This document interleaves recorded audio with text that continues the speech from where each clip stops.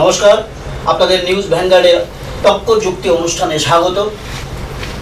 হয় গপ্পন হয় সত্যি কথা বিচার করবে আম জনতা।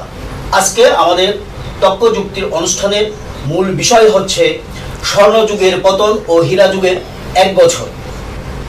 আজকে আমাদের এই অনুষ্ঠানে আমাদের স্টুডিওতে উপস্থিত আছেন বিজেপির নেতা প্রবীর চক্রবর্তী, কংগ্রেসের পক্ষ থেকে আছেন কংগ্রেসের যুবনেতা বাফটু চক্রবর্তী এবং আছেন আমাদের সঙ্গে মানুষ দেব বর্মন, ইউপিএসসির প্রাক্তন সদস্য। আপনারা সবাই জানেন যে 3রা মার্চ রাজ্য রাজনীতির ইতিহাসে একটা ঐতিহাসিক দিন। এই দিনেই মূলত পতন ঘটেছিল দীর্ঘ 25 বছরের বাম সরকারের।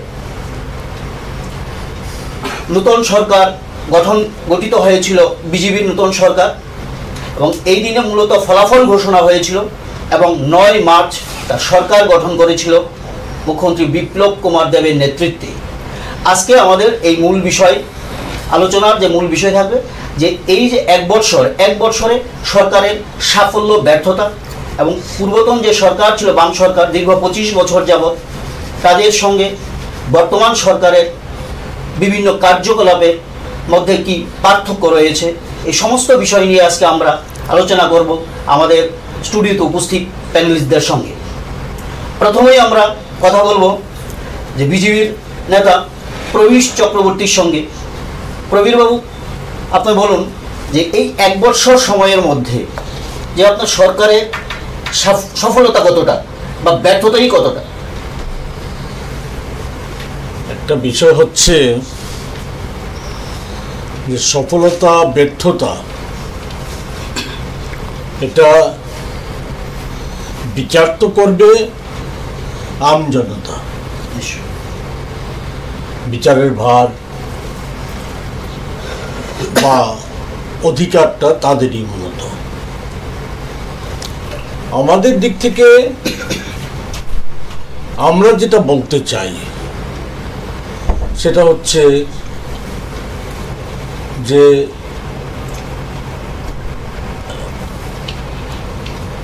25 বছরের একটা দীর্ঘ শাসন তার আগেও ছিল।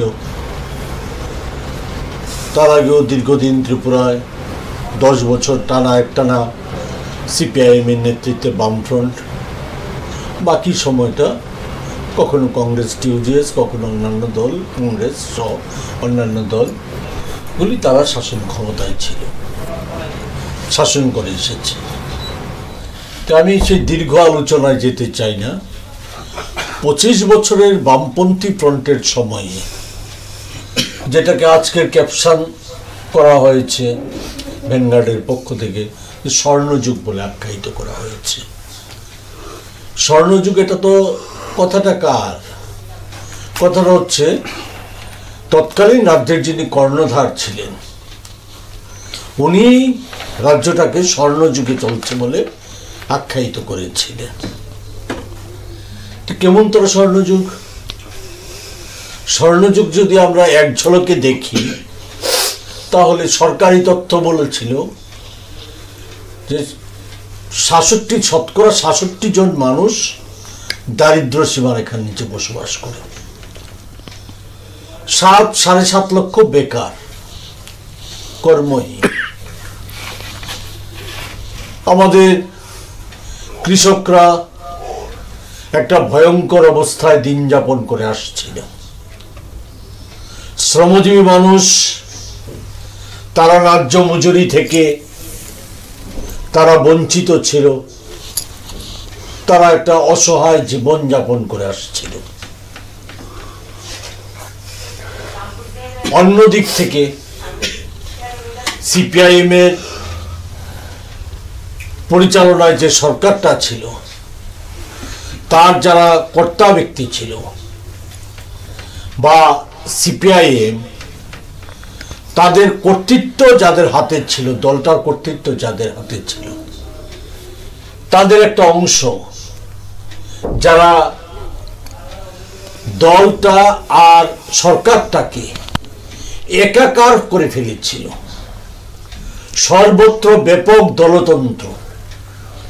দলতন্ত্রের বাইরে কিছু ছিল না। গোটা ব্যবস্থাটাই একটা দলতান্ত্রিক ব্যবস্থায় পর্যবসিত হয়েছিল। পঞ্চায়েতগুলি এক একটা ছিল পার্টির ইউনিট। পঞ্চায়েত, পৌরসভা, সরকারি বিভিন্ন সংস্থা, সরকারি অফিস, আদালতগুলি, স্কুল, কলেজ, সর্বত্র স্কুলে স্কুলে অমুক তারিখ অমুক মিটিং, নোটিশ ঝুলানো হতো। প্রবীরবাবু, আমরা যে জায়গাটা, ওইটা তো তাদের যে সরকার ছিল ওই সরকারের ব্যর্থতা আছে, এবং এই সরকার বর্তমানে কি সফলতা বা আমি বলছি সেটা বলতে গিয়ে প্রেক্ষাপটটা একটু বলার চেষ্টা করেছি। আমি আর সেই বিষয়টা দীর্ঘায়িত করব না। সেই যে অব্যবস্থা, সর্বত্র ব্যাপক দুর্নীতি, চরম দুর্নীতি, এই অব্যবস্থার বিরুদ্ধে রাজ্যের মানুষ একত্রিত হয়েছিল, লড়াই করেছিল। এই লড়াইয়ের ফলশ্রুতিতে গত 18 ইংরেজি 3রা মার্চ যে নির্বাচনের ফলাফল সংঘটিত হলো, সেই ফলাফলে দেখা গেল ওই সরকারটা ফুৎকারে উড়ে গেল, এবং এখানে বিজেপি নেতৃত্বাধীন যে জোট, সেই জোট সংখ্যাগরিষ্ঠ আসন লাভ করলো, 9ই মার্চ সরকার গঠন করলো। এই 1 বছরের মধ্যে যদি আমরা দেখি, তাহলে আমরা কি দেখব? একটা সামগ্রিক অবস্থার একটা ইতিবাচক পরিবর্তনের জন্য সরকারের তরফ থেকে একটা সার্বিক প্রয়াস জারি রয়েছে। একটা কঠিন অবস্থার মধ্যে সরকার দায়িত্ব নিয়েছিল। 11,500 কোটি টাকা দেনা রেখে গিয়েছিল ওই সরকারটা, পূর্বতন সরকার 11,500 কোটি টাকা দেনা রেখে গিয়েছিল। এই অবস্থার মধ্যে সরকার দায়িত্ব নিয়ে মানুষের কল্যাণে, মঙ্গলে, সমস্ত অংশের মানুষের স্বার্থে একটার পর একটা ইতিবাচক কর্মসূচি নিতে শুরু করলো। সকলেই জানি, কৃষকদের আয় দ্বিগুণ করার লক্ষ্যে, তারা যাতে ফসলের ন্যায্য মূল্য পায়, তার জন্য ফসল কেনার সরকারি উদ্যোগে ফসল কেনার, অর্থাৎ আপনার কথা হচ্ছে যে সার্বিকভাবে এই মুহূর্তে যে গত 1 বছর, এই 1 বছরের সরকারের, বিজেপি সরকার 1 বছরে সফল আপনি বলছেন, সার্বিকভাবে চেষ্টা করছে এবং প্রয়াস করছে এবং সার্বিকভাবে সফল। কি বলবেন বাবুবাবু? প্রবীর দাস, প্রথমেই আমি স্টুডিওতে আমার সিনিয়র প্রবীর দা এবং শিক্ষাবিদ, বয়োজ্যেষ্ঠ আমার মানস দেববর্মা মহোদয়, ওনাদেরকে আমি কংগ্রেস দলের পক্ষ থেকে অভিনন্দন জানাই। আজকে প্রবীর দা, তো আজকের বিষয় হচ্ছে বর্তমান সরকারের বর্ষপূর্তি উপলক্ষে সরকারের সাফল্যের ব্যাখ্যা। প্রবীরদার কাছে আপনার নিশ্চয়ই, উনি শাসক দলের লোক যেহেতু বলেন, দীর্ঘক্ষণ উনি বলেছেন বামফ্রন্টের 25 বছরের বিভিন্ন দুর্নীতিগুলির কথাই বলেছেন। সাফল্যের বিষয়ে উনি সার্বিক সাফল্যের কথা বলেছেন, মেনশন কিছুই করেননি। আমি সেটাই বলবো যে নির্বাচনের পূর্বে বিজেপি দলের যে ভিশন ডকুমেন্ট ছিল, সেই ভিশন ডকুমেন্টের কোনোটি এখন পর্যন্ত 1 বছরে পূর্ণ হয়নি, প্রতিশ্রুতি পালন করেনি। কর্মচারীদের যে 7th পে কমিশন, বিজেপির নেতৃত্বরা বলে যে আমরা সেটা 7th পে কমিশন দিয়ে ফেলেছি, সেখানেও কর্মচারীরা বঞ্চিত। কারণ কেন্দ্রীয় সরকারের অ্যাজ পার সেন্ট্রাল গভর্নমেন্টের 2.57 যেটা পাওয়ার কথা এই রাজ্যের কর্মচারীদের, তার মধ্যে বিগত সরকার 2.25 অলরেডি দিয়ে রেখেছিল। বর্তমান সরকার কর্মচারীদের 0.32 দিয়েছে, কিন্তু বর্তমান সরকার যেটা লাগু করেছে এটা 1/1/2016 ইম্প্যাক্ট দেওয়ার কথা ছিল, কিন্তু রাজ্য সরকার দিয়েছে 1 এপ্রিল 2018 থেকে। সেখানেও কর্মচারীরা একটা বিশাল পরিমাণ অঙ্কের টাকার থেকে বঞ্চিত হয়েছে। এই পে কমিশনে কর্মচারীদের এরিয়া থেকে ওরা বঞ্চিত, ডিএ থেকে বঞ্চিত, হাউস রেন্ট থেকে ওরা বঞ্চিত। আর বাকি ভিশন ডকুমেন্টের কোনো কিছুই এখন পর্যন্ত এই রাজ্যের মানুষ লক্ষ্য করতে পারেনি যে প্রতিশ্রুতি পালন করেছে।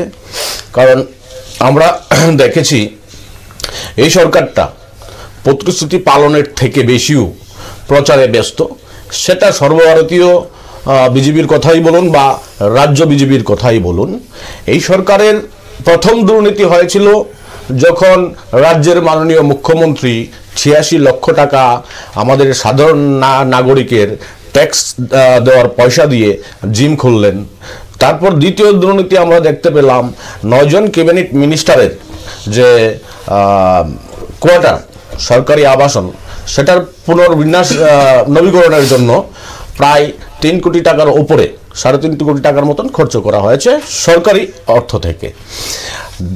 তৃতীয় দুর্নীতি আমরা দেখলাম যে যুব উৎসবের নামে, যেখানে যুব উৎসবের টোটাল বাজেট ছিল ৩.৭৫ লক্ষ টাকা, সেখানে সরকারি, যদি আমরা জানি বা রাজ্যবাসী জানে, সরকার যদি ১ টাকাও খরচ করে তাহলে দরপত্র আহ্বান করতে হয়, টেন্ডার আহ্বান করতে হয়। বিনা টেন্ডারে আমরা দেখলাম, এই রাজ্যের মানুষরা দেখলো যে ফ্ল্যাক্স বাবদ ৩২ লক্ষ টাকা খরচ করেছে সরকার, এবং যারা প্রতিনিধি ছিল তাদের লাঞ্চ বা ডিনার বাবদ পার প্লেট ৭০০ টাকা করে ওরা খরচ দেখিয়েছে।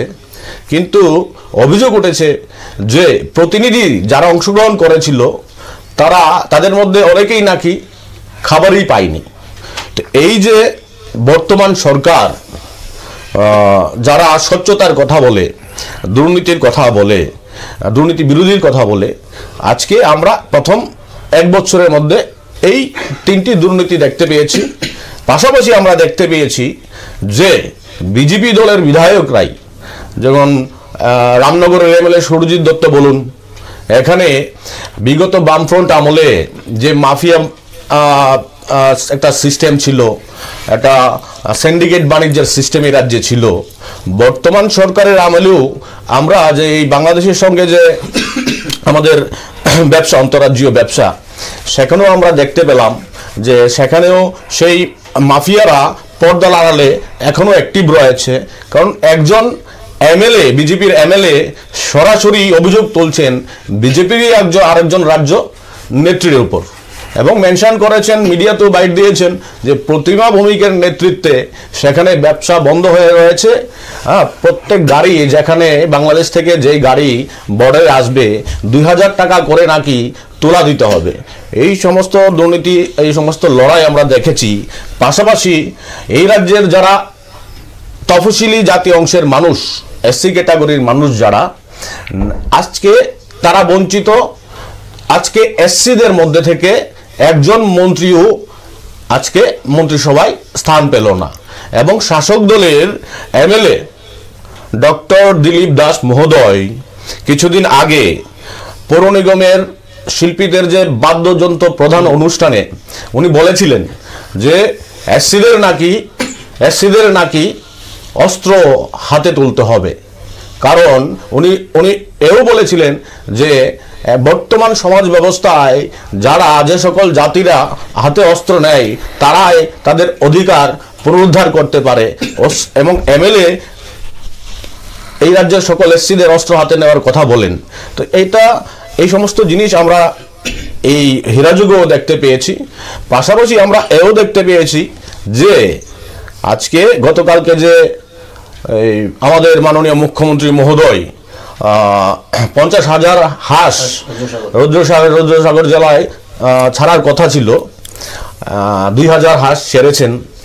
কিন্তু দুর্ভাগ্যবশত হীরাযুগের হাঁসের দাম, আমরা জানি 500 থেকে 600 টাকা হাঁসের দাম হয় বাজারে, আর সরকার যখন সেটা ক্রয় করে সেটার দাম তো আরও কম হওয়ার কথা।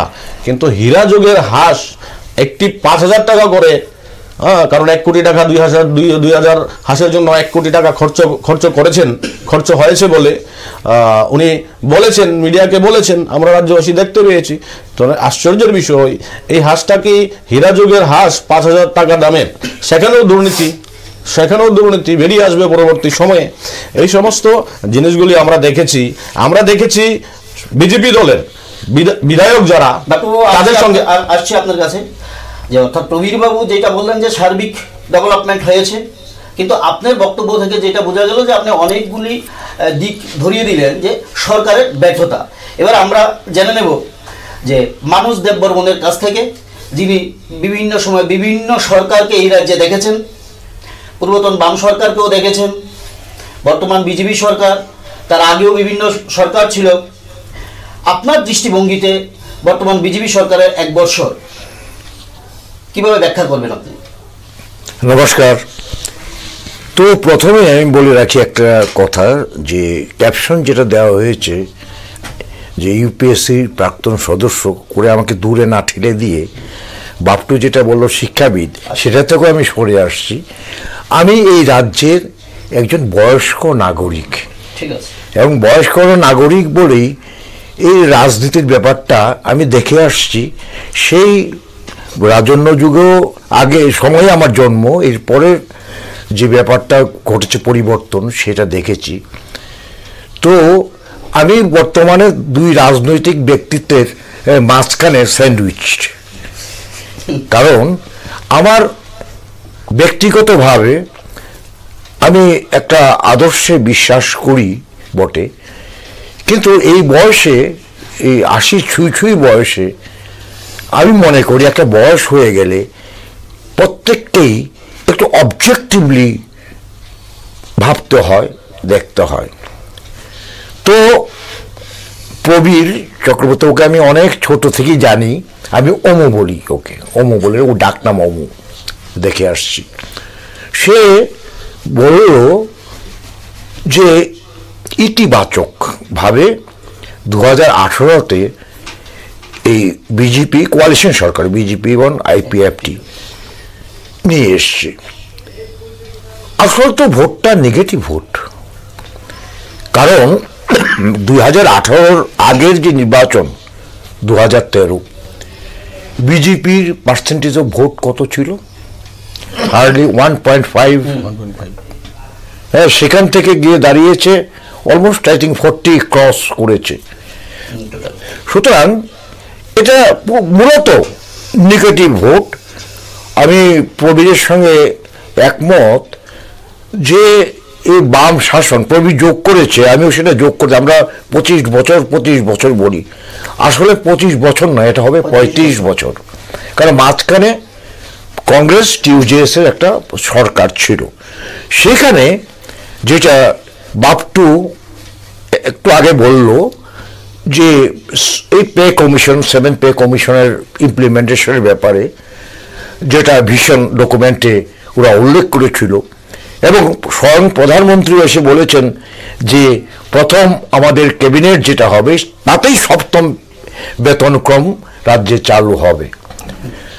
তো এই সুবাদে আমি একটা কথা বলছি, 1986 সনে একটা পে কমিশন হয়েছিল, সেটা হবে যদি 7ম থেকে আমরা সরে আসছি 2006, 2096, তারপর 2000 আর 1986। সেইখানে এসসি দেব কমিশন রিপোর্ট পেশ করেছিল, এবং 1988-তে যখন জমানা পাল্টায়, সিপিএম মানে বামফ্রন্ট সরে গেল, কংগ্রেস টিউজেএস জোট সরকার এলো। এই 5 বছর কি করেছে সেটা নিয়ে আমি বিতর্কে যাচ্ছি না, কিন্তু সেই সময় সুধীর বাবু মুখ্যমন্ত্রী ছিলেন, প্রয়াত সুধীর মজুমদার এই এসসিদেব কমিশনের রিপোর্টটা অ্যাকসেপ্ট করলেন। এবং আমি বলবো, আমি কর্মচারীদের সঙ্গে মিশি, বয়স্ক, তা ওই যে দিয়ে গেল 1988-তে, এটাই কিন্তু আমরা খেয়ে চলছি। নতুবা এখন যদি পে স্ট্রাকচার সেই 88 না হতো, আমরা কোথায় পিছিয়ে থাকলাম জানি না। 88-তে আমার যদ্দূর মনে আছে, পাঞ্জাব এর পরেই বেতনক্রম ত্রিপুরাতে কর্মচারীদের ক্ষেত্রে বেশি ছিল। তো এখন তুমি একটা কম্পারেটিভ স্টাডির কথা বলেছ যে 365 দিনে 1 বছর, যাকে ধরে নিলাম 360 দিন। তো 360 দিনে আরো এটা 1 বছর, আরো এরকম 4টে 365 দিন যাবে, আজকে 1 বছর। কিন্তু আমরা একটা কথা শুনি, মানে সকালবেলা মর্নিং শোজ যাবে, সকালে বোঝা যায় দিনটা কেমন যাবে। তবে দিনের এখন আমরা এই প্রথম প্রহরের নিচে আছি, কিন্তু যেটা দেখতে পাচ্ছি, যেটা বাপটু বলেছে আমি সহমত পোষণ করি, যে ভীষণ ডকুমেন্ট, সেটাই আমাদের অর্থমন্ত্রীও এসেছিলেন, অরুণ জেটলি মশাই পেশ করেছেন, উনি রিড আউট করেছেন ভীষণ ডকুমেন্টটা। এখন এই ভীষণ ডকুমেন্ট শুধু নয়, যে বিজেপির, বিশেষ করে আইপিএফটির বাদ দিচ্ছি, যে ইস্তার ছিল ইলেকশন, সেখানে যে যে কথাগুলি ছিল সেগুলি কতটা ফলপ্রসূ হয়েছে, এই প্রশ্নটা আসছে। কি পাইনি, এখন কথা হলো কি পেয়েছি। সেটা হলো মানুষের 2018 যে মনোবাঞ্ছা ছিল, যেটা বলে জগদ্দল, সিপিএম মানে এই ওই বামফ্রন্ট, এটাকে সরিয়েছে, এটা একটা প্রাপ্তি। কিন্তু কি পাইনি এটার হিসাব করলে কিন্তু বোঝা যাবে পাওয়ার যে পরিমাণ, সেটা খুবই নগণ্য পরিমাণ। আর একটা কথা আমি বলছি, যে আমাদের চোখের সামনে এমন একটা সরকার আছে, আমার ব্যক্তিগতভাবে মনে হয়েছে একটা বয়সের অনুযায়ী, যে এটার মধ্যে একটা কোহেসিভ যে মন্ত্রিসভা আছে, একটা কোহেসিভনেস, মানে একত্রীকরণ, একত্রিত যে একটা দল চালানো, সেটা কোথায় ঘাটতি আমরা দেখছি। আর প্রবীর যেটা বলো দলদাস, মানে পার্টি, এটা তো বলার অপেক্ষা রাখে না। যে দল ক্ষমতায় আসে সেই দলই চেষ্টা করে যে আমার সদস্য যারা আছে তাদের কিছু পাইয়ে দেব। এটা সিপিএম আমল না, কংগ্রেস আমল হচ্ছে, বাপটু সেটা বলেই দিয়েছে যে কিভাবে এই দুর্নীতি মুক্ত ত্রিপুরা কি দুর্নীতি মুক্ত হয়েছে। এই প্রশ্নগুলি আজকে এই 1 বছরের মাথায়, আর 4-5 দিন পরেই 1 বছর হবে, মাথায় মানুষের কাছে কিন্তু প্রশ্ন আসছে। আমি মানুষের সঙ্গে মিশি, আমার বলেছি আমার কোনো দলগত আমার কোনো ওই ছাপ নেই। আমি দেখছি যে উদ্দেশ্য নিয়ে মানুষ এই সরকারকে নিয়ে এসেছিল, সেটা কিন্তু এরা যেন পাচ্ছে না, এরা বিভ্রান্ত হয়ে গেছে, এবং এরা এখন মনে করছে আমরা কি আনলাম আর কি পেলাম। আমরা আসছি প্রবীরবাবুর কাছে। মানুষবাবু যে কথাটা বললেন যে সরকার পরিচালনার ক্ষেত্রে কোনো একটা জায়গাতে সমন্বয়ের অভাব পরিলক্ষিত হচ্ছে, হ্যাঁ, একটা একজোট হয়ে সরকারটা পরিচালনা করতে পারছেন না, অর্থাৎ সেই ক্ষেত্রে দায় বর্তাবে রাজ্যের মুখ্যমন্ত্রী বিপ্লব কুমার দেব, যিনি মন্ত্রিসভা সর্বেসর্বা। তো কি বলবেন আপনি?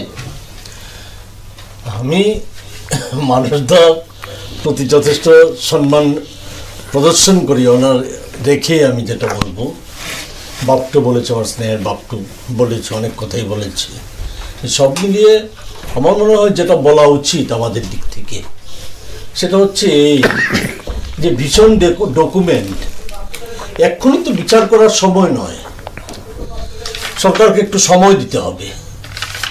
কিন্তু সকালেই যে মানুষরা যেটা বললেন যে সকালেই বোঝা যায় দিনটা কেমন যাবে, এটা আমি বলছি যে প্রকৃত অর্থে যদি খোলা মনে আমরা কোনো রাজনৈতিক দৃষ্টিভঙ্গি পোষণ না করে যদি খোলা মনে দেখি, তাহলে বাপটুও দেখবে, মানুষরাও দেখবে যে এই রাজ্যের সরকারটা সমস্ত দিক থেকে একটা ইতিবাচক দৃষ্টিভঙ্গি নিয়ে সরকার পরিচালনা করার চেষ্টা করছে। দুর্নীতি কার্যত যেগুলি বলেছে সেগুলির কোনো ভিত্তি আছে বলে আমি মনে করি না। কার্যত কোনো সুনির্দিষ্ট অভিযোগ এই 1 বছরে এই রাজ্য সরকারের বিরুদ্ধে কোনো স্তর থেকেই কেউ উত্থাপিত করতে পারেনি। পে কমিশন নিয়ে বলা হয়েছে, মানুষও বলেছে, বাপটুও বলেছে, পে কমিশন নিয়ে। পে কমিশন আমরা তো বরাবরই বলছি যে রাজ্য সরকার একটা যে জগদ্দল পাথরটাকে সরিয়ে এখানে তো হীরা যুগের পরিবর্তে, স্বর্ণ যুগের পরিবর্তে এখানে তো দেখা গেল যে একটা ভয়ঙ্কর কালো যুগ, যে ভয়ঙ্কর একটা অবস্থা এ রাজ্যে বিরাজ করছে অর্থনৈতিক দিক থেকে। আমি আগেই উল্লেখ করেছি 11,500 কোটি টাকা ঋণী। সেই অবস্থায় দাঁড়িয়ে অর্থনৈতিক সঙ্গতি না থাকার ফলে কর্মচারীদের সব পাওনা গন্ডা মিটিয়ে দেওয়া যায়নি, কিন্তু মূল যে বেসিক যে প্রশ্নটা সপ্তম কমিশনের যে 2.57 করা, সেই 2.57টা কিন্তু করে দিয়েছে। আমি একটু সাপ্লিমেন্ট করি, যেটা বলছি যে আপনি যেটা বললেন যে ঘাটতির কারণে, ঋণী থাকার কারণে রাজ্য সরকার দিতে পারেনি, কিন্তু তার আগে যখন সরকারটা বুঝেছে যে বিপ্লব কুমার দেব বা তার বিজেপি সরকার বুঝেছে যখন আসবে, এবং আসার পর তারা যখন দেখলো যে হ্যাঁ তাদের ঘাটতি রয়েছে, এবং ওরা তো বলছে যে সেন্ট্রাল গভর্নমেন্ট তাদেরকে প্রচুর টাকা দিচ্ছে, সেই ক্ষেত্রে তারা পুষিয়ে নেবে সবটা। না, পুষিয়ে দেবে তো সময় দিতে হবে। আমরা তো এখনো বলছি আমাদের একটু সময় দিন, আমরা সমস্ত দিক আমাদের বিবেচনার মধ্যে আমি আছে। একটু কথা বলবো। শূন্য পদ পূরণ সহ সমস্ত দিক আমাদের বিবেচনার মধ্যে আছে। কৃষকদের আয় বাড়ানো, শ্রমিকদের মজুরি বাড়ানো, সমস্ত বিষয়গুলো আমাদের বিবেচনার মধ্যে আছে। একটা একটা করে আমাদের একটু সময় দিতে হবে। কিন্তু যেটা আমি দিচ্ছি,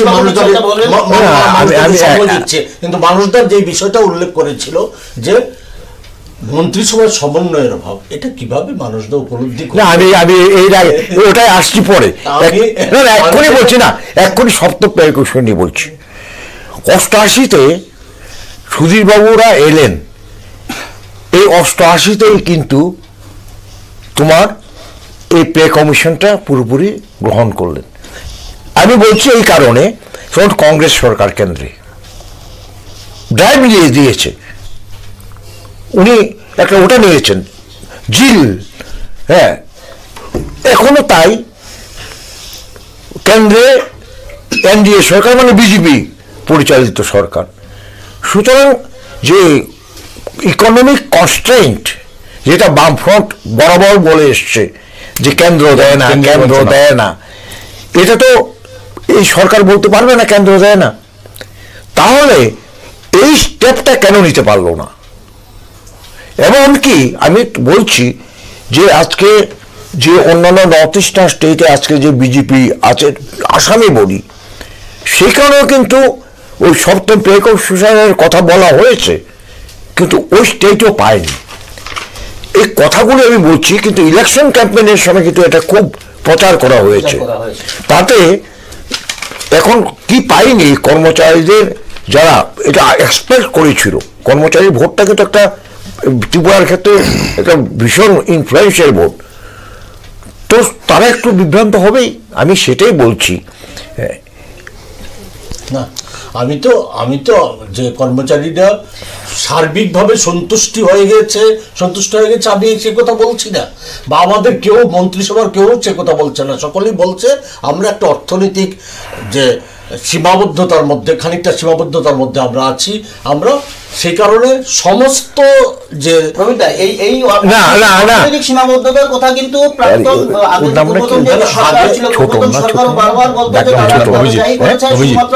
আর্থিক ক্ষমতার মধ্যে, আর্থিক সীমাবদ্ধতা। অভিজিৎ এর পরেরটাই আমি আসছি, যে কোহেসিভনেস আমি যেটা বলছি মন্ত্রিসভার মধ্যে, আমি স্পেসিফিক্যালি বলছি এই কারণে এনআরসি নিয়ে বিজেপি আর আইপিএফটি বিভাজিত না, পরিষ্কার কথা না।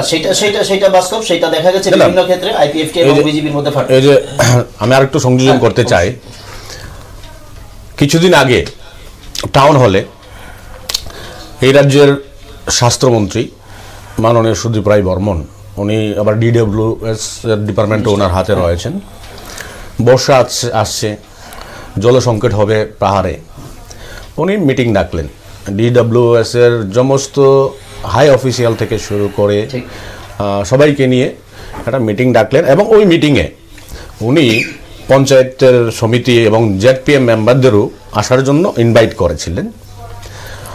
কিন্তু ওই ঠিক যেদিন মিটিং হবে, সেই মিটিংয়ের আগের দিন সন্ধ্যার সময় মুখ্যমন্ত্রী অফিস থেকে ফোন করে সমস্ত নির্বাচিত প্রতিনিধিদের মিটিংয়ে আসতে বারণ করে দিয়েছে।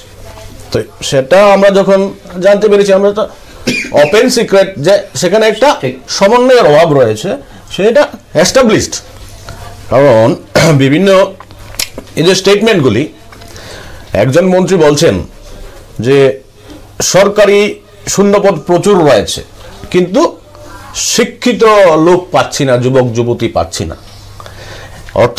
অর্থমন্ত্রী বলছেন যে প্রেস মিট করে অর্থের অভাব রয়েছে, অর্থ সংকট রয়েছে, আর মুখ্যমন্ত্রী দিল্লিতে গিয়ে রাজ্যে ফিরে এসেই বলছে প্রধানমন্ত্রী 150 কোটি টাকা দিয়েছেন, অন্যান্য ক্ষেত্রে 200 কোটি টাকা দিয়েছেন। যতবারই মুখ্যমন্ত্রী দিল্লি যাচ্ছেন 150 কোটি, 200 কোটি, 300 কোটি দিচ্ছেন, এবং পত্রিকায় বেরোচ্ছে, আমরা আপনাদের মাধ্যমে জানতে আবার একটা সংযোজন বাপটু, আমি 1988 আর 5 বছর যেটা ছিল, সেই সময় আমি টিপিএসসি, ত্রিপুরা পাবলিসিটি কমিশনের চেয়ারম্যান ছিলাম। জমানা পাল্টেছে, বামফ্রন্ট গেছে, কংগ্রেস কোয়ালিশনটা এসছে, কিন্তু নিয়োগ বন্ধ হয়নি। টিসিএস নিয়োগ হয়েছে, এখন টিসিএস নিয়োগ বন্ধ। এটা আমি বুঝতে পারছি না যে নিয়োগ প্রক্রিয়াটা এইভাবে স্তব্ধ হয়ে গেল কেন। এটা প্রবীর অম্ব বলতে পারবে ভালো। স্টুডিওতে উপস্থিত প্যানেলিস্টরা বিভিন্ন ধরনের আলোচনা করেছেন। কেউ সরকারের সাফল্যের কথা বলেছেন, সার্বিক সাফল্যের কথা বলেছেন, কেউ বা ব্যর্থতার কথা বলেছেন। আমরা এখন যেই বিষয়টাতে মূলত আসব, সেই বিষয়টাতে আমরা দেখছি যে বাম সরকারের জামানায় খুন হয়েছিলেন স্বাস্থ্যমন্ত্রী বিমল সিনহা। বিমল সিনহার মৃত্যুর পর তার খুনের রহস্য উন্মোচনের জন্য রাজ্য সরকার ইউসুফ কমিশন গঠন করেছিল, কিন্তু মানিক সরকার সেই ইউসুফ কমিশনের রিপোর্ট কিন্তু জনসম্মুখে আনেনি।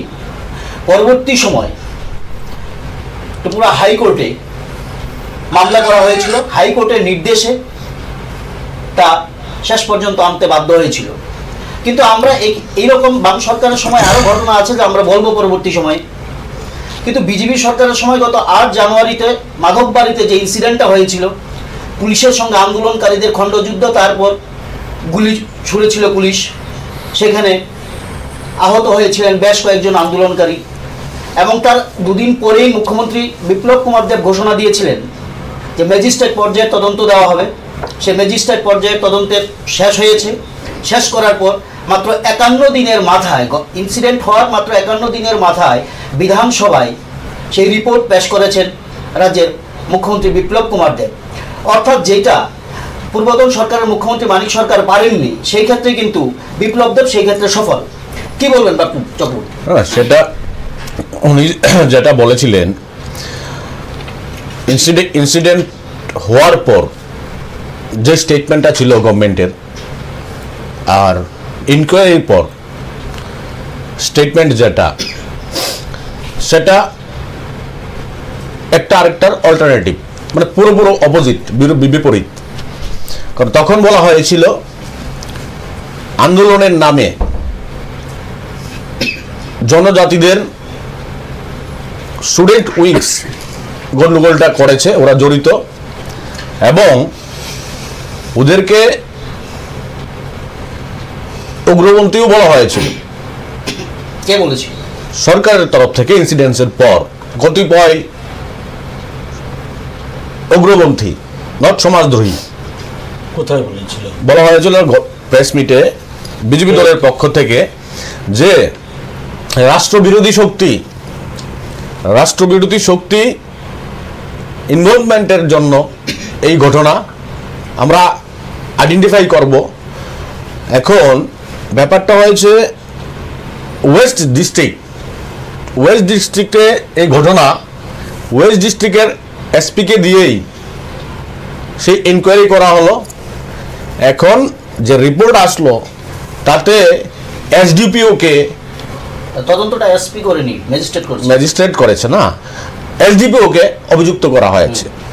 বলা হয়েছে পুলিশকে, এসডিপিওকে মেনশন করে, মানে বলির বকরা তো এসডিপিও হয়েছে। কারণ যারা নিচু স্তরের যারা, তারা সর্বদাই বঞ্চিত হয়।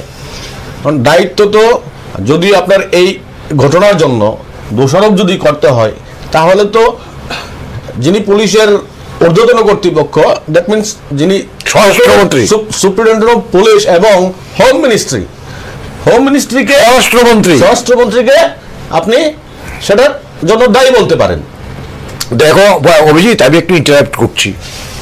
রাজনৈতিক হত্যাকাণ্ড ঘটনা এগুলি ছাই চাপা পড়ে থাকে, এটা আমার বেশি বয়সের অভিজ্ঞতা।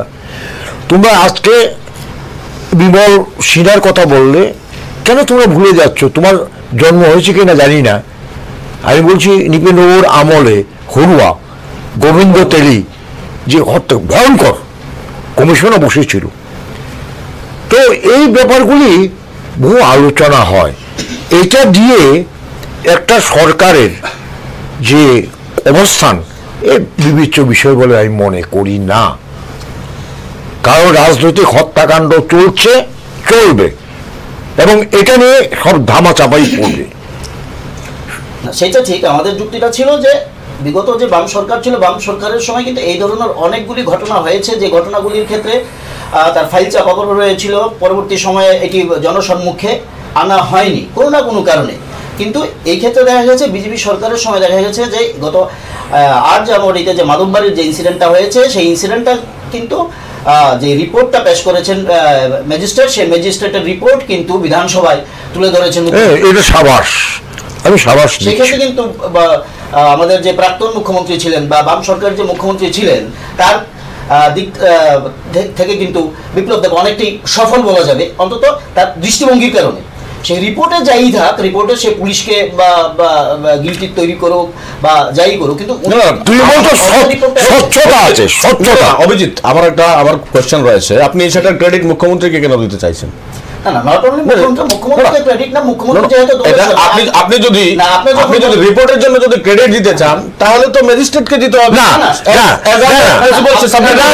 মুখ্যমন্ত্রী আপনি একটু আগে বলেছেন যে স্বরাষ্ট্রমন্ত্রী শেষ কথা, স্বরাষ্ট্র দপ্তর তার হাতে। তার ব্যর্থতা এবং সাকসেস কিন্তু তারই। ব্যর্থতা হলে মুখ্যমন্ত্রী, সাকসেসটাও কিন্তু মুখ্যমন্ত্রী। আপনি এই যে ম্যাজিস্ট্রেট পর্যায়ের তদন্তের এই যে অ্যাজ আর্লি অ্যাজ পসিবল যে রিপোর্টটা সাবমিট করেছে, সেটা তো ম্যাজিস্ট্রেট করেছে। এখন সেটা নিয়ে যদি আপনি ক্রেডিট মুখ্যমন্ত্রীকে দিতে চান, আমি তো এর আগেও বলেছি, কারণ এই ইনসিডেন্টের জন্য দায়িত্ব স্বরাষ্ট্রমন্ত্রীকে নেওয়া উচিত। রিপোর্ট দিলে পরেই রিপোর্ট পাবলিশড হবে, প্লেস হবে, এমন কোনো কথা কিন্তু নেই। যদি থাকতো তাইলে অভিজিৎ যেটা বলেছে যে ইউসুফ কমিশনের রিপোর্ট, ইউসুফ সাহেবও তো রিপোর্টটা জমা দিয়ে দিয়েছে। স্বচ্ছতা অস্বীকার করার এই জায়গাতে এই যে ডিফারেন্সটুকু একটু স্বীকার করে নিতেই হবে যে অনেক এটা একটা পূর্বতন সরকারের চাইতে বলা যায় এটা একটা খুবই মানে বলিষ্ঠ একটা ইতিবাচক দিক। এটা একে অস্বীকার করার কোনো রকম পায়নি। আর এর জন্য যদি কেউ মাননীয় মুখ্যমন্ত্রীকে সাধুবাদ জানায়, এতে মানে নিরানন্দ হওয়ার কোন রকম কারণ আমি দেখছি না, বরঞ্চ সকলেরই আনন্দিত। আমি যেটা বলতে চাইছি আর কি, যেটা তো ভালোটাকে তো আমাদের সকলেরই স্বীকার করে। ভালো কাজের প্রশংসা একদম দায়িত্ববান বিরোধী দলের একজন কর্মী হয়ে নিশ্চয়ই করব। কিন্তু এখানে প্রশ্ন আমার সেটা যে ইনসিডেন্টের পর যা বলা হয়েছিল বিজেপি দলের পক্ষ থেকে, বিজেপি দলের আর রিপোর্টে ম্যাজিস্ট্রেটের রিপোর্টে দেখা যায় সম্পূর্ণ বিপরীত। একটা জিনিস হচ্ছে ইনসিডেন্টের পর তাৎক্ষণিকভাবে দলের যেটা মনে হয়েছিল সেটা দল বলেছিল, তখন ভুল করেছিলেন, কবিরটা স্বীকার করেছে। আমি পরিবারকে ধন্যবাদ জানাই যে কবিরটা স্বীকার করেছে, তখন আমি ধন্যবাদ জানাচ্ছি। ভুল আমি বলছি ভুল না, এত ঠিক। যারা পেট্রোল বোমা ছুড়েছে, যারা বাড়ি থেকে গ্যাস সিলিন্ডার এনে ফাটিয়ে দিয়েছে, তারা তো দেশদ্রোহী কাজই করেছে ওই দিন, যারাই কাজটা করেছে। বিজেপি দল ওটাকে উল্লেখ করেছিল, ফলে বিজেপি দল সেদিন কোনো অন্যায় করেনি। কিন্তু বিস্তারিত তথ্য সেদিন উপস্থিত করা হয়তো সম্ভব হয়নি, যেটা সম্ভব হয়েছে ইনকোয়ারির মধ্য দিয়ে। ওই দিন তো পুলিশও তো যথার্থভাবে রিপোর্টটা উপস্থিত করতে পারিনি বলেই তো আজকে পুলিশের যে অংশটা সেদিন সেখানে দায়িত্ব ছিল, আমরা তো স্বীকার করে নিয়েছি স্বচ্ছতা। সেটা আপনি স্বীকার করেছেন। না বাপটাও বলেছে, ধন্যবাদ দিচ্ছি। বাপটু আমি তো সেটা মনের দিক থেকে আমি তো সেটাই আমি মনে করি এটা নিয়ে কথা না বাড়িয়ে আমরা যেটা ছিলাম সেটা যদি দেখি যে 1 বছরে এই সরকারের সাফল্যের দিকটা, 1 বছরের সাফল্যের মধ্যে কিন্তু সরকারের এইটাও আছে। অবশ্যই এটা পাশাপাশি বাপ্পাবাবু আপনার কাছে যেটা আমি 1 বছরের সাফল্যের মধ্যে মুখ্যমন্ত্রী নিজে বলেছেন 80% কাজ কমপ্লিট হয়ে গেছে। এখন প্রবীর দাকে বলতে হবে বিজেপি দলের মুখপাত্র হিসেবে যে ভিশন ডকুমেন্টের যে 80% অলরেডি কমপ্লিট হয়েছে, মুখ্যমন্ত্রী স্টেটমেন্ট দিয়েছেন, সেটা আপনাকে এখানে বলতে হবে যে কোন কাজটা। আপনারা প্রতিশ্রুতি দিয়েছিলেন ভাতা দেওয়া হবে 2000 টাকা করে, আপনারা বাড়ালেন মাত্র 300 টাকা। আপনারা বলেছিলেন, কথা বললাম না, আগে বলে দিয়েছি, আপনারা বলেছিলেন ঘরে ঘরে চাকরি হবে, মিস কলের মাধ্যমে চাকরি হবে, কর্মসংস্থান হবে। কোথায় কর্মসংস্থান? নিয়োগ নীতি বন্ধ করে রেখেছেন। চাকরির কথা কে বলেছে? চাকরি সহ কর্মসংস্থানের কথাই আমি বলছি। চাকরিও বলেছিল, চাকরি সহ নিশ্চিন্ত কর্মসংস্থান। আপনারা বলুন, এই যে প্রতিশ্রুতিগুলি মুখ্যমন্ত্রী যে আজকে বলছে যে ভিশন ডকুমেন্টের 80% কাজ কমপ্লিট হয়ে গেছে, তো সেটা কি 50,000 হাঁস আমি রুদ্রসাগরে ছাড়বো, আমি 2000 হাঁস ছাড়লাম, মানে 50,000 জায়গায় 2000 ছেড়ে যদি আমার 80% কাজ কমপ্লিট হয়ে যায়, তাহলে এরকম কাজই চলছে নাকি, আর এরকম কাজই ত্রিপুরা রাজ্যের মানুষ ভবিষ্যতেও দেখবে নাকি, সেটা আপনার কাছ থেকে জানতে চাই। না, আমার মনে হয় আমরা বিতর্কটা আজকে 1 বছর পূর্তি হয়ে, তুমি বারবার বলেছো অভিজিৎ, আমরা এই জায়গাটায় বসেছি। এখন কথাটা হলো গিয়ে 1 বছর হতে যাচ্ছে, প্রায় কয়েকদিন বাকি আছে। তো সরকারের যেটা প্রবীরও বলছে যে সদিচ্ছা, এখন সদিচ্ছা, ইচ্ছা আর ইচ্ছা পূরণ, এর মধ্যে দুটো ফারাক আছে। এই পূরণের ক্ষেত্রে আমরা দেখছি যে একটু পিছিয়ে আছে, সরকার পিছিয়ে আছে। এবং প্রবীর আগেও বলেছে মাত্র বছর খানেক হয়েছে, আরো 4 বছর আছে। তো একটা কথা আমি বলেছি যে মর্নিং শোজ দ্য ডে, কিন্তু এটাও ঠিক যে একটা সরকারের একটা সদিচ্ছা আমরা দেখতে পাচ্ছি, কিন্তু এটা ফুলফিল করতে পারছে না। হোয়াট ইজ দ্য নট, গিটটা কোথায় বুঝে যেতে পারছি না। যে কেন্দ্রেও কিন্তু একই সরকার আছে, সেখানে আমাদের প্রশ্নটা। আরও একটা প্রশ্ন আমি বলছি, আজকে রাজনৈতিক ব্যক্তিত্ব দুজন আছে, আমি আগেই বলেছি আমি স্যান্ডউইচ, এই দুজনের মাঝে আমি স্যান্ডউইচ হয়ে আছি। 2019 এই আসছে, এপ্রিল মে, এই একটা ক্রান্তি কাল, একটা দু তরফেই, বিজেপির তরফে, কংগ্রেসের তরফে। কারণ বিরোধী হিসাবে কংগ্রেস লিডিং পার্ট নিচ্ছে, অন্য রেস আছে। সমস্তটা হচ্ছে এই 19-এর রেজাল্টের উপর। এবং সেখানে দাঁড়িয়ে অবস্থানগত, রাজনৈতিক অবস্থানগত কার কোনখানে দাঁড়িয়ে থাকবে, এটা কিন্তু আমাদের রাজ্যবাসীর কাছে একটা প্রশ্ন হয়ে দাঁড়িয়েছে। এখন আমরা যত কথাই বলি না কেন, আমরা কিন্তু এদিকে ওদিকে ঘোরাফেরা করব। আমি করব না, কারণ আমি কোনো রাজনৈতিক দলের নই, এবং রাজনৈতিক ব্যক্তিত্বরা ওই দিকেই চলাফেরা করবে। শুধু মাথায় থাকবে 2019। আমি আর প্রাঞ্জল করছি না। সেটা ঠিক আছে। আচ্ছা প্রবীর বাবু, আপনার কাছে জানতে চাবো যে স্মার্টফোনের যে কথা বলেছিল ভিশন ডকুমেন্টে, যে সমস্ত স্টুডেন্টদের দেওয়া হবে, ওই সময় বলা হয়েছিল সমস্ত বেকারদের দেওয়া হবে, কিন্তু সম্প্রতি বিধানসভায় যে অধিবেশনে বলা হলো শুধু স্নাতক স্তরের ছেলে মেয়েদের দেওয়া হবে। জুমলাবাজি। আমি একটা কথা বলি, আমরা বলেছিলাম যে স্মার্টফোন দেওয়া হবে, আমরা বলেছিলাম শূন্য পদ পূরণ করা হবে, কর্মসংস্থানের সুযোগ সৃষ্টি করা হবে, আমরা বলেছিলাম ভাতা বৃদ্ধি করা হবে, আমরা বলেছিলাম কৃষকের আয় দ্বিগুণ করার চেষ্টা করা হবে। সপ্তম কমিশনের কথা আগে আলোচনা হয়ে গেছে, আমি পুনরাবৃত্তি করতে চাই না। আমরা এমন আরও নানা প্রতিশ্রুতি আমরা দিয়েছিলাম। আমরা কিন্তু সেখানে নৌবন্দর করব সে কথা কিন্তু আমরা বলিনি, কিন্তু আজকে এটাও বাস্তবায়িত হচ্ছে, নৌবন্দরটাও আজকে বাস্তবায়িত হচ্ছে। যে হ্যাঁ, এই করিডোরটা একটা ফলো আপ অ্যাকশন, একদিনে হয় না, এক বছরে হয় না, এক বছরে হয় না, দিস ফলো আপ অ্যাকশন। আমি বলছি তার আগে তো কেউ সেই ধরনের সম্ভাবনা দেখাতে পারেনি যে এখানে না না করিডোর, করিডোর শব্দটা এসছে। না না করিডোর তো হচ্ছে সাবরুম ফেনী নদীতে চট্টগ্রামের বন্দরের সাথে সাবরুম ফেনী নদীর উপর যে ব্রিজ হচ্ছে সেটা লিঙ্ক হবে, কিন্তু জলপথ দিয়ে একটা বন্দর হবে এই সম্ভাবনা তার আগে। দিস ইজ, আমি বলছি, আমি বিজ্ঞানের ছাত্র, বিজ্ঞানের ছাত্র, আমি বলছি গোমতী নদীর কথা ওরা বলছে না, প্রশ্ন জাহাজ চলাচলের ক্ষেত্রে নাব্যতা এখন সিটিং আমার এই হাওড়া গোমতী, আরে বললে হলো নাকি? না না সে তো ঠিকই আছে, এটাকে দূরীভূত করে প্রকল্পটাকে বাস্তবায়িত করার পথে আজকে আমাদের রাজ্য দেশ ক্রমশ এগিয়ে যাচ্ছে, করিডোরটাকে লিংক করছে, এই পর্যন্ত বলতে পারি। এগুলি কিন্তু ভিশন ডকুমেন্টে ছিল না, তাহলে আমরা বলছি ভিশন ডকুমেন্টের স্মার্টফোনের প্রশ্নে আসছে, তুমি যেটা বলেছ স্মার্টফোনের প্রশ্নে আসছে, ধীরে ধীরে আমরা একটা অর্থনৈতিক সংকটের মধ্যে আমরা দাঁড়িয়ে আছি, এটা বিধানসভায় স্বীকারও করা হয়েছে। অর্থনৈতিক একটু বাপটু আমি শেষ করে নেই, অর্থনৈতিক সংকটের মধ্যে দাঁড়িয়ে আছি, কেন্দ্রীয় সহায়তা পাচ্ছি, একে তো স্বীকার করার কোনো উপায় নেই।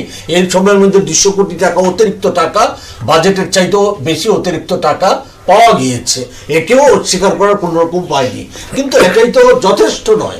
আমরা আমাদের যে প্রতিশ্রুতিগুলি রূপায়িত করতে গেলে পরে আরো আমাদের সঙ্গতি দরকার, সেই সঙ্গতি যখন যেমন সুযোগ তৈরি হচ্ছে সেই সুযোগটাকেই আমরা জনকল্যাণে ব্যয় করছি বিভিন্ন অংশের জন্য।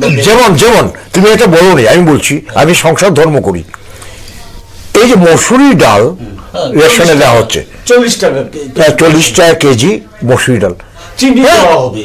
সত্যি আমার স্ত্রী পর্যন্ত বলছে যে এত কম দাম, হাফ দ্য প্রাইস, মানে মোর দেন হাফ দ্য প্রাইস। আমি সেগুলি খুঁটিনাটিগুলি আমি উল্লেখ করতে চাচ্ছি না, আমি বলেছি না তুমি নামবোটা নেই, ওটাই যখন বলছো এটা বিরাট ব্যাপার, আমি ছোটখাটো ব্যাপারে থাকছি। মসুরি ডাল আমি সেগুলি আমি শুধু মসুরি ডাল না, এমন অনেক বিষয় আছে। এই এবার বলো, না না মসুরি ডাল ছাড়া বলো, এটা একটা ভালো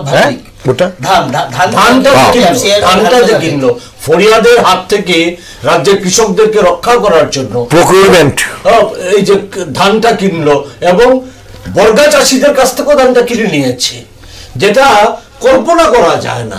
সেই জায়গাতে যেখানে 400 টাকা মনে ধান বিক্রি হতো, আজকে সেই জায়গাতে তুমি কি জানো যে এই এটা কংগ্রেস আমলে হয়েছিল, কুইন্টাল 1750 টাকা। শোনো 60-এর দশকে এই প্রকিউরমেন্ট, কৃষক থেকে সরকার ধান কিনছে, এটা কিন্তু কংগ্রেস আমলে হয়েছে। না না তারপরে তো এটা হয়নি, এখন আবার চালু করে। না না চালু, আমি তো কংগ্রেস কন্টিনিউয়াস প্রসেস। না না কংগ্রেস আমলে সবকিছু খারাপ, আমি তো সে কথা তো আমি বলছি না, মোটেই আমি বলছি না। রেগাকে কি খারাপ বলা হচ্ছে না, ফলে আমি মোটেই বলছি না। আমি বলছি আমাদের যখন যেরকম সঙ্গতি হচ্ছে সে সঙ্গতির মধ্যে দাঁড়িয়ে আমরা সবটাই মানুষের কল্যাণে আমরা করার চেষ্টা আমরা করছি, ফলে সেই জায়গাতে দাঁড়িয়ে এটা বলা যায় যে আমরা স্বচ্ছভাবে আমরা যেখানে যেমন বাপটু বলেছিল অফ দ্য রেকর্ড কথা, সে সময় বিরতির সময় বাপটু বলেছিল গাঁজা চাষের কথাই যদি আমরা ধরি, আমরা আলোচনা করছিলাম গাঁজা চাষের কথাই যদি ধরি, সেই জায়গায় এই বেআইনি নেশা সামগ্রী পাচার বাণিজ্যের সাথে যারা যুক্ত তারা কাউকে তো রেয়াত করা হচ্ছে না, কোনো রং দেখা হচ্ছে না, এমনকি পুলিশ পার্সন যারা আছে, যারা এর মধ্যে যাদের লিঙ্ক আছে তাদের বিরুদ্ধেও ব্যবস্থা গ্রহণ করছে সরকার। এই ক্ষেত্রে বলবো, এই ক্ষেত্রে এই রাজ্যে যে প্রথম সারির যে কারবারিরা ধরেন 100 জন ধরেন লিস্টেড রয়েছে, তাদের মধ্যে কিন্তু ধরা হয়েছে মাত্র 10 জনকে, বাকিদের কিন্তু ধরা হয়নি। আর বাকি সংখ্যা যেটা দেখাচ্ছে ধরুন 200 জনকে ধরা হচ্ছে, সেই ক্ষেত্রে কিন্তু তারা হচ্ছে মানে জাস্ট হ্যান্ডেলার। না হ্যান্ডেলারই হোক, কাগজে কলমে শুধু ইনফরমেশনের ভিত্তিতে তো কাউকে অ্যারেস্ট করা যায় না উপযুক্ত প্রমাণ ছাড়া, ফলে কাগজে কলমে যাদের বিরুদ্ধে অভিযোগ প্রমাণিত হচ্ছে কাউকেই কিন্তু রেয়াত করা হচ্ছে না, কাউকে কোনো রং দেখে কোনো কোনো ধর্ম দেখে, কোনো দল দেখে সেখানে কিন্তু কাউকে রেয়াত করা হচ্ছে না, সেখানে ব্যবস্থা গ্রহণ করা হচ্ছে। প্রবীরদা বলেছিল যে অর্থনৈতিক সংকট, কিন্তু আমাদের রাজ্যের মন্ত্রী এবং এমএলএদের এবং বিজেপির যারা কার্যকর্তা রয়েছেন রাজ্য স্তরের বা জেলা স্তরের, তাদেরকে দেখে তো বোঝা যায় না যে বিজেপির মধ্যে কোনো পয়সার সংকট চলছে, সরকারে অর্থ সংকট চলছে। সমস্ত মন্ত্রীদের দামি দামি গাড়ি, মুখ্যমন্ত্রী যখন যান আগে 4টা কনভয়, পিছে 4টা কনভয়, ডগ স্কোয়াড, শুধু মনে হয় ফায়ার সার্ভিসটা বাকি রেখেছেন, অ্যাম্বুলেন্সও মনে রয়েছে। এগুলি নতুনভাবে আমরা সাধারণ ত্রিপুরার মানুষ আমরা যে হাই লেভেলের চলাফেরা, এইগুলি এটা কিন্তু পয়সা নিরাপত্তা না, মুখ্যমন্ত্রীর উপর নির্ভর করে না। আমি আছি বাবুর কথা ঠিক আছে, যেটা বলেছেন যে বিজেপির মধ্যে এখন বা তাদের যে প্রচার ওদের গভর্নমেন্টের ওরা একটা কথা আছে না যে আমাদের একদম চলতি কথা বলে মানুষ, আমরা বলি কখনো কখনো যে খালি কলসি বেশি আওয়াজ করে। তো বিজেপির সরকারটাও হয়ে গেল মানে কাজ ওরা যদি 10% করে, ওটা 100% পাবলিসিটি করে, সেটাই যেমন ওদের প্রধানমন্ত্রীও সেম। সমস্ত বড় বড় কোম্পানির, বিশ্বের সমস্ত বড় বড় ফ্লিপকার্ট থেকে অ্যামাজন থেকে শুরু করে এই সমস্ত বড় বড় কোম্পানিগুলিও ইয়ারলি এত পরিমাণ টাকা পাবলিসিটির জন্য খরচ হয় না। নরেন্দ্র মোদী নিজের জন্য এত কোটি টাকা খরচ করে। কথাটা বললে একটু আগে এই কথা, যেটা যে বিজেপির যে যারা কর্মকর্তা আছে বা মন্ত্রীরা তো আছে, সাংবিধানিক অধিকার, তারা গাড়ি তার বা কোয়ার্টার সবটাই পাবে, যে তাদের মধ্যে আর্থিক মানে সংকটের কোনো লক্ষণ দেখা যায় না। কিন্তু আমি একটা বলবো যেটা বিগত দিনে যে এই রাজ্যে কংগ্রেস ছিল না, দীর্ঘ সময় এই রাজ্যে কংগ্রেসের মানে ক্ষমতাই নেই, কিন্তু তারপরেও দেখা গেছে কি যে একটা অংশ কংগ্রেস লিডাররা কিন্তু ঠিক তাদের সেই আভিজাত্য বা তাদের চলাফেরায় সেটা কিন্তু করেছে। কংগ্রেস যেটা করেছে ব্যক্তিগত রোজগার থেকে করেছে, বা কংগ্রেস এখনো যেটা করে ব্যক্তিগত রোজগার থেকে করে। বিজেপির কার্যকর্তাদের ব্যক্তিগত রোজগার নেই, আমরা তো সেটা লক্ষ্য করিনি। ত্রিপুরাবাসী নতুনভাবে লক্ষ্য করতে পেরেছে যে ক্যাবিনেট মিনিস্টার থেকে শুরু করে সকলের যে বড় বড় দামি দামি গাড়িগুলি, এগুলি সাধারণ মানুষ সেগুলি রাজনৈতিকভাবে, আমি সেটাকে রাজনৈতিক দলের কর্মী হয়ে সেটার বিরোধিতা আমি করছি না, কিন্তু সাধারণ মানুষ তো এইগুলি বলছে। আজকে গাঁজা চাষের যেমন সাফল্যের কথা সব দল বলবে এটা ভালো কাজ করেছে, কিন্তু এই গাঁজা চাষের যে নির্মূলীকরণের জন্য এটা সব দল গাঁজা চাষের বিরুদ্ধে, শাসক দলকে সাধুবাদ জানাবে, অভিনন্দন জানাবে, ঠিক আছে তো। কিন্তু গাঁজা চাষের পেছনে যে অনেক পরিবারের অর্থনৈতিক উপার্জন এই যে জড়িত ছিল সেটাও সত্য কথা, এবং এটার প্রভাব লোকসভা ভোটে পড়বে। গাঁজা চাষ করতে গিয়ে যেটা করা হয়েছে, গাঁজা চাষিরা মার খেয়েছে বা বিভিন্নভাবে টাকা নষ্ট হয়েছে, তার জন্য একটা বিকল্প বা রোজগারের দরকার ছিল তাদের এই জিনিসটা করার আগে, যেটা বেআইনি গাঁজা চাষ তো বেআইনি। আমি বলছি গাঁজা চাষ যেটা আফগানিস্তানেও তো আফিং হয় না, আমি আফগানিস্তানে তো আফিং এর চাষ হয় বলেছে আগামী লোকসভা নির্বাচনে আমরা সেটা টের পাবো গাঁজা চাষের বিষয়টা। না সেটা আমি সেটা বলেছি, মানুষ বলতে শুরু করেছে। আমি তো বিরোধী দায়িত্ববান, আমার কথাটাকে তুমি মানুষের কথাই আমি ধরে নিচ্ছি, তোমার মুখ দিয়ে বেরিয়েছে। আমরা বিজেপি দল সংকীর্ণ রাজনৈতিক স্বার্থে আমরা পরিচালিত হই না, আমরা শুধু ভোটের কথাই ভাবি না, আমরা সমাজ রাষ্ট্রের কথা আমরা ভাবি, সমাজের অগ্রগতির কথা, প্রগতির কথা আমরা ভাবি, আমাদের ভাবতে হয়। ভাবছি বলেই আমরা এই নেশা নির্মূল করার জন্য, বেআইনি নেশা সামগ্রী নির্মূল করার জন্য আমরা আমাদের সরকার সর্বশক্তি নিয়োজিত করেছে, এবং সর্বশক্তি নিয়োজিত করে বিরাট পরিমাণ গাঁজা, এটা তো এই 11 মাসে চাষ হয়নি, এটা তো আগে থেকে চাষ হয়েছে। সেই বিরাট পরিমাণ গাঁজা উদ্ধার করে এগুলিকে ডেস্ট্রয় করেছে। গাঁজা চাষের সাথে যুক্ত যারা এই ফরিয়া ব্যবসার সাথে যারা যুক্ত, তাদের অনেককে দরকার সরকার শায়েস্তা করার জন্য তাদেরকে গ্রেপ্তার করেছে, উপযুক্ত ব্যবস্থা গ্রহণ করেছে। ফলে সেই জায়গাতে আমরা কোন রকম সংকীর্ণ স্বার্থে আমরা চালিত হই না। আমাদের কাছে আগে দেশ, তারপর মানুষ, তারপর হচ্ছে দল। ফলে আমরা সেই জায়গাতে দলীয় স্বার্থটাকে আমরা বড় করে দেখি না, দেখছি আজকেও দেখছি। প্রবীরদার এই যে শুদ্ধ শব্দের উচ্চারণ, সেটা আমরা দীর্ঘ 25 বছর 30 বছর এর রাজ্যে বামপন্থী নেতাদের মধ্যে দেখেছি কিভাবে বলতে হয়, মানুষকে কিভাবে বোকা বানাতে হয়, সেটা বামপন্থীদেরও দেখেছি। এখন আমরা বিজেপিকেও দেখছি, এরা যে মানুষ দেখছে। আমাদের কোনো অসুবিধা নেই, কারণ আমরা তো দীর্ঘদিন ধরে বিরোধী দলে অবস্থান করছি, আমাদের কোনো অসুবিধা নেই। কিন্তু এই রাজ্যের মুক্তির জন্য অবাম মানুষের আশা আকাঙ্ক্ষা পূরণে এই সরকারটা অনেক দূরে চলে গেছে। 1 বছরেই মানুষের যে মনোভাব রয়েছে, সারা রাজ্যের মানুষ, গ্রামের মানুষ থেকে শুরু করে সবাইরা বলছে যে এই সরকারটা মানুষের কিছু করতে পারবে না। দিল্লি থেকে 2-1 যারা এসছেন, মুখ্যমন্ত্রী হয়েছেন বা অন্যান্য মন্ত্রী হয়েছেন, তারা এনজয়মেন্টের জন্য 5 বছর এখানে থাকবেন। একটা প্রশ্ন করছি, তুমি এক্ষুনি বলে অবাম, আচ্ছা আমাকে একটু পরিষ্কার বলো তো। আমি তো জানতাম কংগ্রেসও বামই, যেহেতু সোশ্যালিস্ট শব্দটা সংবিধানে যোগ করেছে এবং নেহেরুর পলিসি নেহেরুর যে মানুষদা আই অ্যাকসেপ্ট ইউর কমেন্ট, কিন্তু পলিসি আমাদের সিপিএম এর সঙ্গে 2টি জায়গাতে আমাদের কংগ্রেসের পলিসি এবং লেফট ফ্রন্টের পলিসির মধ্যে 2টি জায়গাতে আমাদের তফাৎ রয়েছে। একটা হয়েছে আমাদের যে ইকোনমিক পলিসি, কংগ্রেসের হচ্ছে semi based, that means private sector and government sector, এগুলি নিয়ে চলবে। আর হচ্ছে যে ফরেন পলিসির ক্ষেত্রে যে কংগ্রেসের যে পলিসি আর লেফট ফ্রন্টের পলিসি, সেটার পার্থক্য রয়েছে।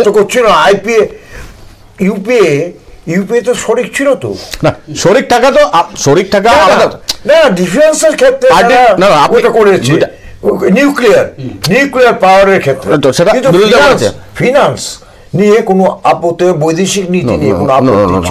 আমি যেটা বলতে চাইছি আপনার কাছে, আপনি যেটা বলেছেন যে কংগ্রেস বাম নয়, অ্যাকচুয়ালি ধর্মনিরপেক্ষতার প্রশ্নে কংগ্রেসের যে বিচারধারা বা বামপন্থার যে বিচারধারা বা অন্যান্য রিজনাল দলের যে বিচারধারা, তৃণমূল কংগ্রেস বলুন, মুলায়মের দল, মায়াবতীর দল বলুন, তাদের বিচারধারা সঙ্গে কংগ্রেস তারা সহমত পোষণ করে কংগ্রেসের এই বিচারধারার সঙ্গে।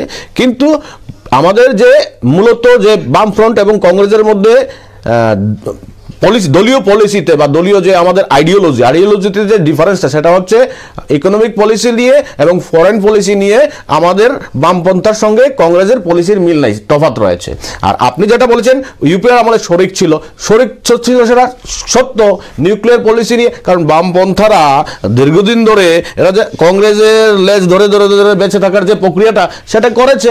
মনমোহন সিং বুঝতে পেরেছে, মনমোহন সিং নিউক্লিয়ার ডিল নিয়ে যখন বামপন্থীরা চাপ দিয়েছিল, মনমোহন সিং বলেছিল আমি রিজাইন করে দেব, তবুও আমরা লেফট ফ্রন্টের এই ডিমান্ড মানব না। আবার ইঙ্গিতটা বুঝতে পারলেও না, ও বলেছে অবাম, তো বিজেপি অবাম বলেছে, আমি অবাম মানুষ আর কংগ্রেস মিলতে আপত্তি কি? না না, তো অবাম এই রাজ্যের অবাম কে? এই রাজ্যের অবাম হচ্ছে অ্যান্টি লেফট পিপল। কি আবার লেফট এই রাজ্যে আমি বারবারই বলি যে দীর্ঘদিন ধরে আমরা বামের মানে left minded people, left minded মানুষদের বিষয়টা একটু সংশোধন করে দিন। আচ্ছা বলো। মানুষদা আপনি বলেছিলেন যে এই রাজ্যে বিজেপির ভোট ছিল 1.5%, 1.5। হ্যাঁ হ্যাঁ হ্যাঁ, 1.5% ছিল 2013। ঠিক। এটা যে বেড়েছে এটা নেতিবাচক ভোট, আপনি এই কথাটা বলেছিলেন। কিন্তু বাস্তব ঘটনাটা হচ্ছে এই যে এই রাজ্যে তথাকথিত বামপন্থী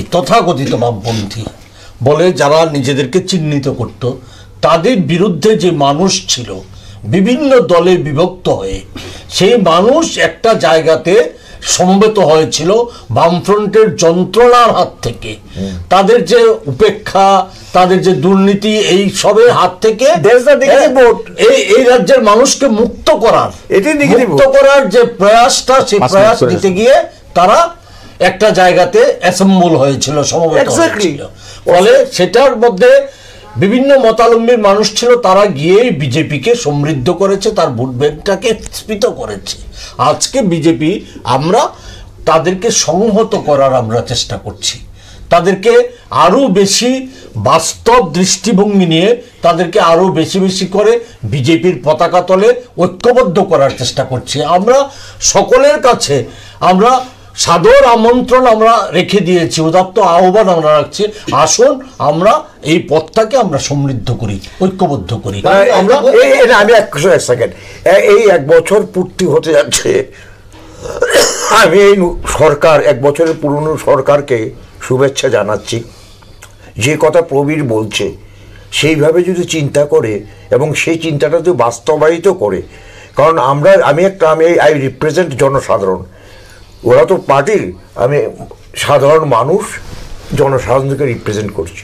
আমরা এই এক্সপেক্ট করি, এর বেশি না, আমাদের ভালো করো, আমাদের ভালো করো, আমার সন্তান সন্ততি নাতি পুতি এরা যাতে ভালো থাকে।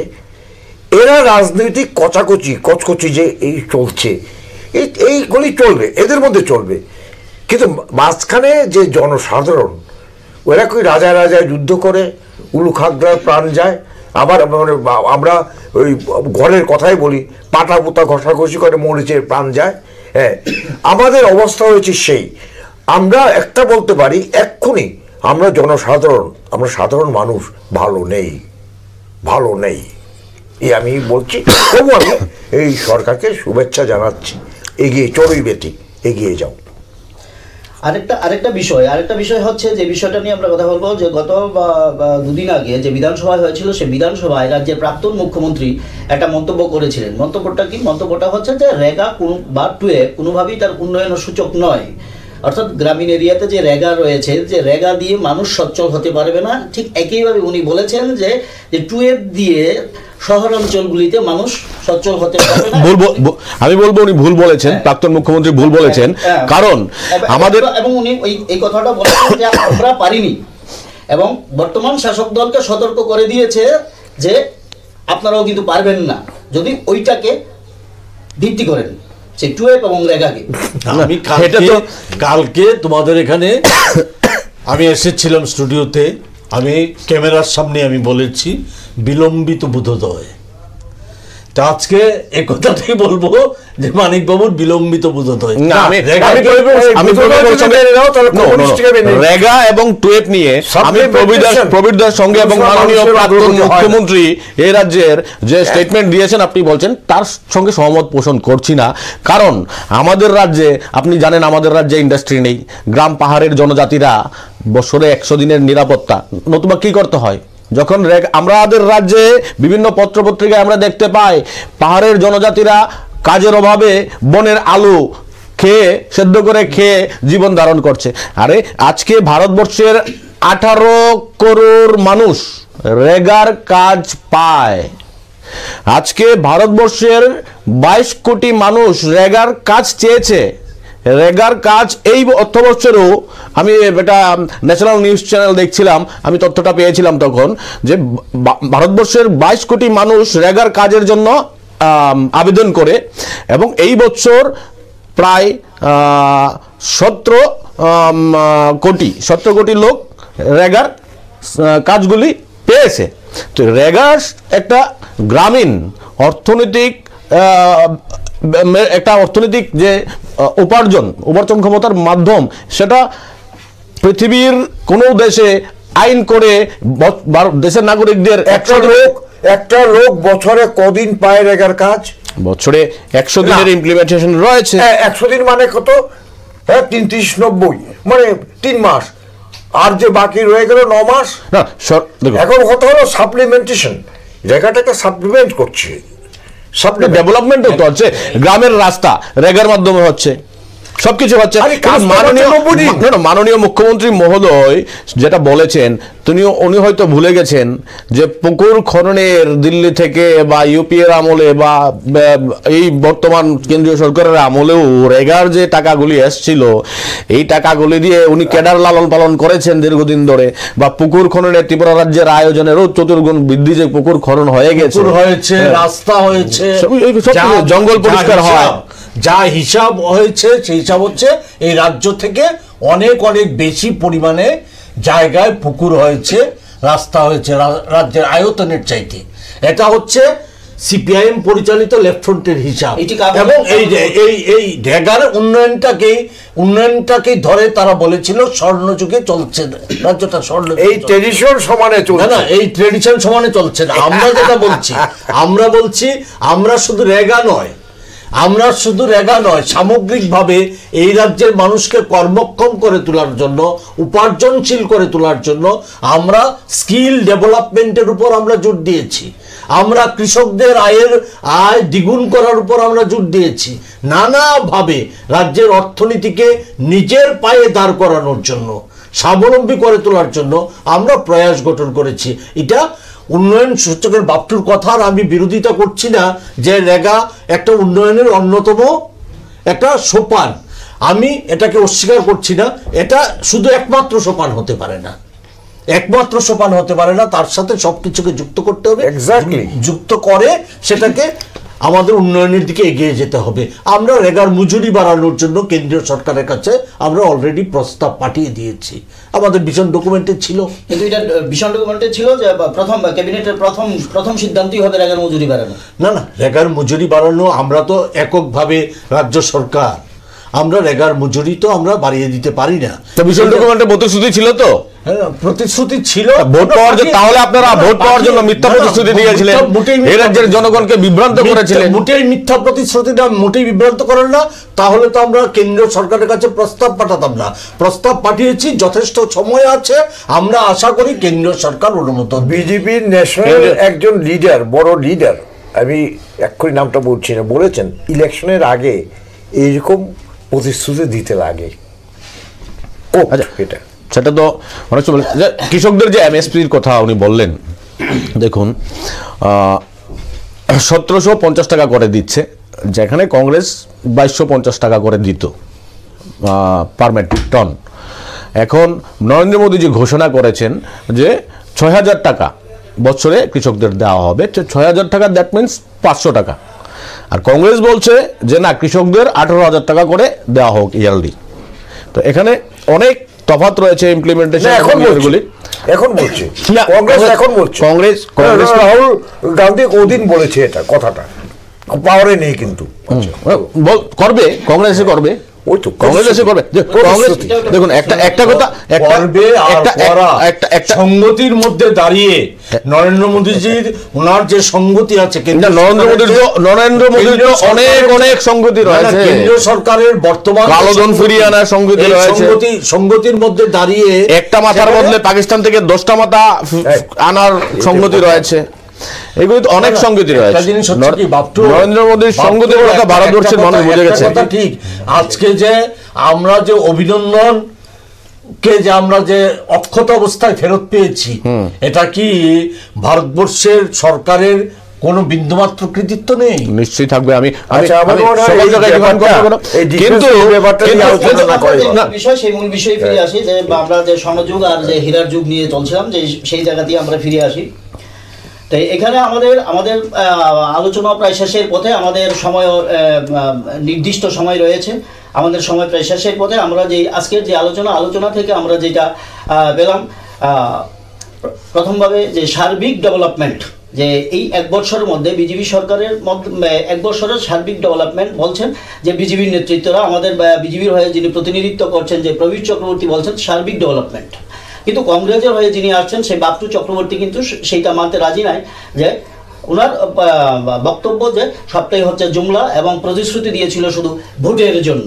পাশাপাশি আমাদের প্রবীণ নাগরিক যিনি রয়েছেন মানস দেববর্মন, উনি কিন্তু দুইটার মিশ্রণেই উনি কথা বলেছেন, যে সরকারের সদিচ্ছা রয়েছে, তার জন্য সরকারকে ধন্যবাদ উনি জানিয়েছেন। পাশাপাশি পূর্বতন সরকারের বিভিন্ন বিষয়ে উনি তুলে ধরেছেন। আজকে আমাদের যে মূল বিষয়ের মধ্যে যেটা আমরা এই মুহূর্তে যেটা আমরা পেলাম, সেটা হচ্ছে যে সার্বিক ডেভেলপমেন্ট, এবং গুরুত্বপূর্ণ বক্তব্য হচ্ছে মানুষ ভালো নেই, সেই কথাটা বলেছেন মানসবাবু, অর্থাৎ মানুষ ভালো নেই। কিন্তু সেটা কিন্তু এই কথাটা কিন্তু যথেষ্ট তাৎপর্যপূর্ণ, যে একটা সরকারের 1 বছরের মধ্যেই যদি পাবলিক বলে যে মানুষ ভালো নেই, সেটা কিন্তু অবশ্যই সরকারের ভাবনার বিষয়। কিন্তু আমরা দেখব আগামী আরও 4 বছর রয়েছে এই সরকারের, এবং মুখ্যমন্ত্রী বিপ্লব কুমার দেব বলেছিলেন যে আমাকে সময় দিতে হবে, 4 বছরের মধ্যে আমি সমস্ত কিছু করে নেব। যদি আমি ভিশন ডকুমেন্টের দেওয়া প্রতিশ্রুতি পালন না করতে পারি, তাহলে আমি আর রাজনীতি করব না। আমি রাজনীতি ছেড়ে দেব, সেই কথা কিন্তু রাজ্যের মুখ্যমন্ত্রী বিপ্লব কুমার দেব বিভিন্ন জায়গায় বলেছেন। হ্যাঁ, সেই তথ্য প্রমাণও রয়েছে। তাহলে আমরা দেখব যে এই 5 বছরের মধ্যে রাজ্যের মুখ্যমন্ত্রী এই ত্রিপুরাকে কতটা ডেভেলপমেন্ট করতে পারে, এবং উনি যা যা প্রতিশ্রুতি দিয়েছিলেন সেই সমস্ত প্রতিশ্রুতি উনি পালন করতে পারেন কিনা, বা যদি না পারেন পরবর্তী সময়ে কি তিনি রাজনৈতিক সন্ন্যাস নেবেন, না আবার রাজনীতিতেই থাকবেন। আজকে এতটুকু বলে আমাদের এই অনুষ্ঠান এখানেই শেষ করছি। নমস্কার।